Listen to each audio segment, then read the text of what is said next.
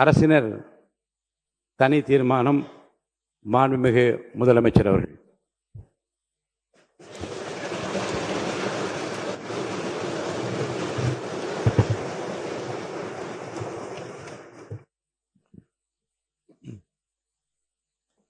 மாண்புமிகு பேரவைத் தலைவர் அவர்களே, மொழி எப்பவும் தொடர்புக்கான ஒன்று தான், இல்லைன்னு யாரும் மறுக்கவே முடியாது.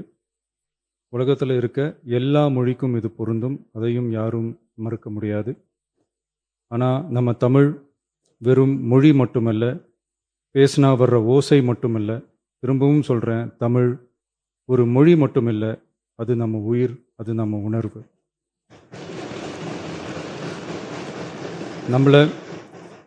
நம்மளை பெற்ற தாயை அம்மானு சொல்கிறப்பெல்லாம் பாசமும் சொந்தமும் நம்மளை அறியாமலே உயிரா உறவா உணர்வா தானா உள்ளுக்குள்ளே தோணும்ல.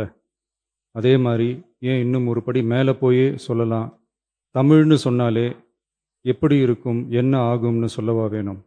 தாய் எப்படி ஒரு மிகப்பெரிய புனிதமோ அப்படிதாங்க தாய்மொழியும். அதுலேயும்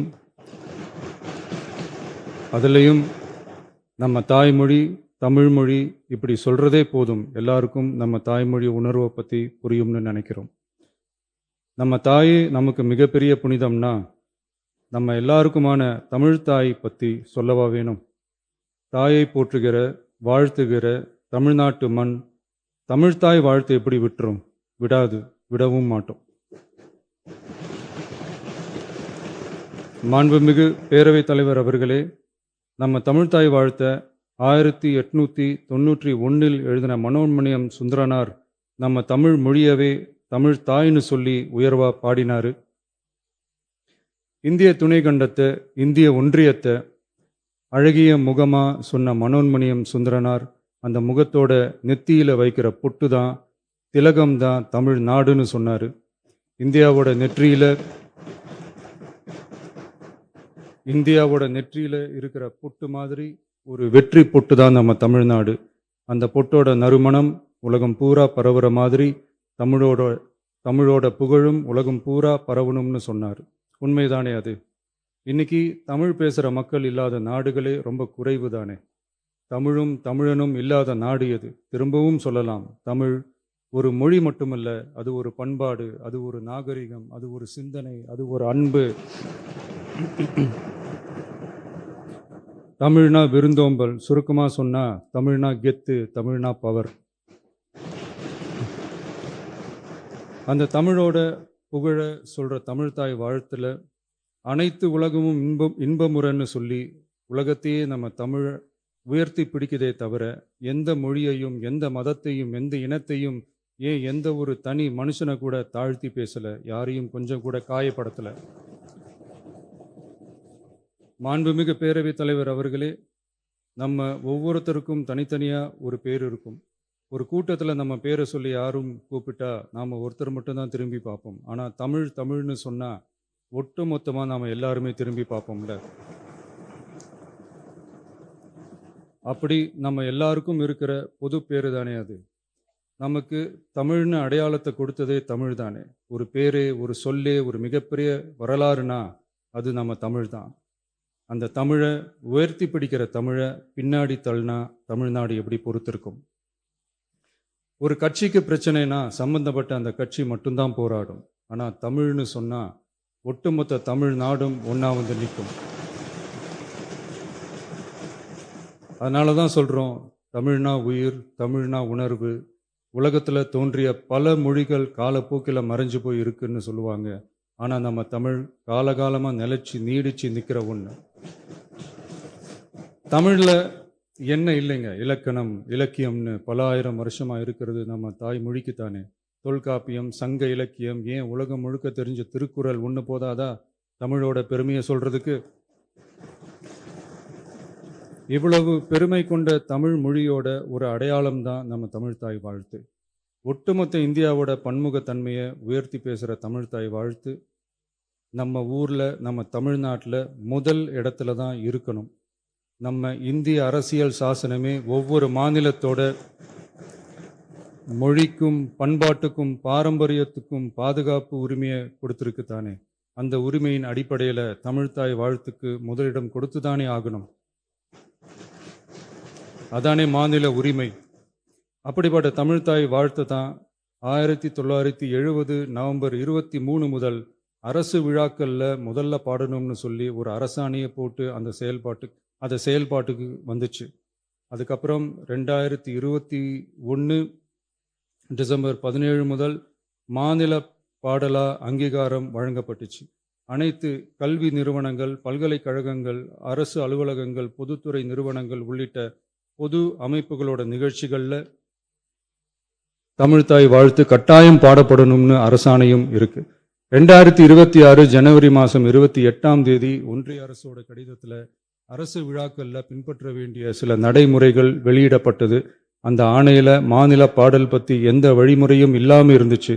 நம் அரசு பொறுப்பேற்றதும் கடந்த மே மாதம் 27 மாண்புமிகு பிரதமர் அவர்களுக்கு மாநில பாடல்களுக்கு உரிய அங்கீகாரம் வேண்டும்னும், ஒன்றிய அரசு வெளியிட்ட ஆணைக்கு திருத்தம் வெளியிடணும்னும், மாநில விழாக்களில் தமிழ்த்தாய் வாழ்த்த முதல்ல பாடுறதுக்கான உரிய வழிமுறைகளை வகுக்க வேண்டும்னு சொல்லி கடிதம் எழுதியிருந்தோம். அதை தொடர்ந்து போன ஜூலை மாதம் 9 கடிதத்தில் மாநில பாடல் பாடப்படுவது பற்றி இருந்துச்சு. ஆனால் நம்ம தமிழ்நாட்டில் 1970களில் இருந்து தமிழ்த்தாய் வாழ்த்து எல்லா அரசு நிகழ்ச்சிகள்லையும் கல்வி நிறுவனங்கள்லையும் தமிழ்த்தாய் வாழ்த்து முதல்ல பாடுறது ஒரு மரபாவே இருக்கு. அதுக்கான அரசாணையும் இருக்கு.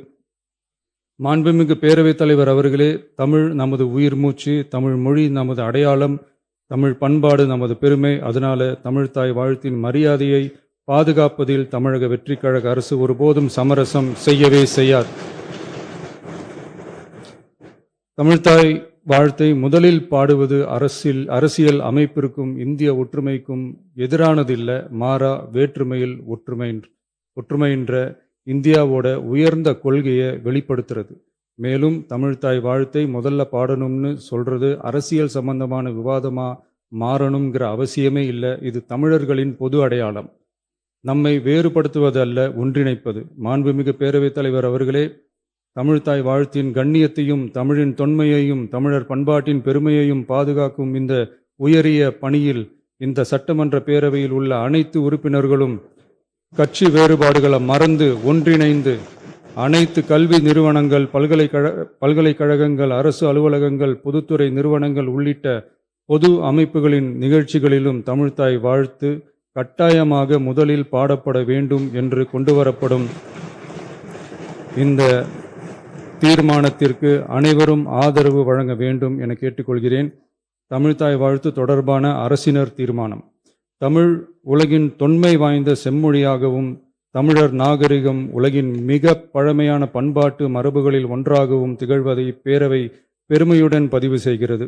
மனோன்மணியம் சுந்தரனார் அவர்களால் 1891 எழுதப்பட்ட மனோன்மணியம் என்ற நாடக நூலின் பாயிரத்திலிருந்து எடுக்கப்பட்ட தமிழ்த்தாய் வாழ்த்து 1970 நவம்பர் 23 முதல் அரசு விழாக்களில் முதலில் பாடப்பட வேண்டும் என அரசாணை வெளியிடப்பட்டு செயல்பாட்டுக்கு வந்துள்ளது. 2021 டிசம்பர் 17 முதல் மாநில பாடலாக அதிகாரப்பூர்வ அங்கீகாரம் வழங்கப்பட்டு தமிழ்நாட்டில் அமைந்திருக்கும் அனைத்து கல்வி நிறுவனங்கள், பல்கலைக்கழகங்கள், அரசு அலுவலகங்கள், பொதுத்துறை நிறுவனங்கள் உள்ளிட்ட பொது அமைப்புகளின் நிகழ்ச்சிகளிலும் நிகழ்வு தொடங்குவதற்கு முன் தமிழ்த்தாய் வாழ்த்து கட்டாயம் பாடப்படும் என்று ஆணையிடப்பட்டுள்ளது. இந்நிலையில் ஒன்றிய அரசின் உள்துறை அமைச்சகத்தால் 2026 ஜூலை மாதம் 9 கடிதத்தில் மாநில பாடல் பாடப்படுவது குறித்து தெரிவிக்கப்பட்டுள்ளது. தமிழ்நாட்டில் 1970களில் இருந்து அனைத்து அரசு நிகழ்ச்சிகளிலும் கல்வி நிறுவனங்களிலும் தமிழ்த்தாய் வாழ்த்து பாடல் முதலில் பாடப்படுவது மரபுத்தன்மையாகவும் அரசாணைகளின் வாயிலாகவும் பின்பற்றப்பட்டு வருகிறது. ஆகவே தமிழ்த்தாய் வாழ்த்து தமிழ் மொழிக்கும் தமிழர் பண்பாட்டிற்கும் செலுத்தப்படும் மரியாதையின் வெளிப்பாடாகும் என்பதை இப்பேரவை வலியுறுத்துகிறது. இந்திய அரசியலமைப்பு வழங்கியுள்ள மொழி மற்றும் பண்பாட்டு உரிமைகளின் அடிப்படையில் தமிழ்நாட்டின் பண்பாட்டு அடையாளத்தை நிலைநிறுத்தும் வகையில் தமிழ்நாட்டில் அமைந்திருக்கும் அனைத்து கல்வி நிறுவனங்கள், பல்கலைக்கழகங்கள், அரசு அலுவலகங்கள், பொதுத்துறை நிறுவனங்கள் உள்ளிட்ட பொது அமைப்புகளின் நிகழ்ச்சிகளிலும் நிகழ்வு தொடங்குவதற்கு முன் தமிழ்த்தாய் வாழ்த்து கட்டாயம் முதலில் பாடப்பட வேண்டும் என தமிழ்நாடு சட்டமன்ற பேரவை ஏகமனதாக தீர்மானிக்கிறது என்ற தீர்மானத்தை நான் முன்மொழிகிறேன். அனைத்து கட்சிகளை சார்ந்த உறுப்பினர்களும் இந்த தீர்மானத்தை ஒருமனதாக நிறைவேற்றி தர வேண்டுகிறேன். நன்றி, வணக்கம்.